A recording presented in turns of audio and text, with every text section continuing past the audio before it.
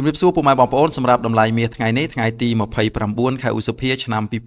2025សម្រាប់តម្លៃមាសដុំមាសគីឡូទីផ្សារអន្តរជាតិថ្ងៃនេះមានតម្លៃ$3,276ក្នុង1អោន$105,343ក្នុង1គីឡូក្រាម$3,981ក្នុង1តម្លឹង$398ក្នុង1ជីបាទនេះគឺជាតម្លៃមាសនៅលើទីផ្សារអន្តរជាតិសម្រាប់ថ្ងៃទី29ខែឧសភាឆ្នាំ2025បាទអរគុណច្រើនចំពោះការទស្សនាវីដេអូមួយនេះជួបគ្នានៅវីដេអូក្រោយបន្តទៀត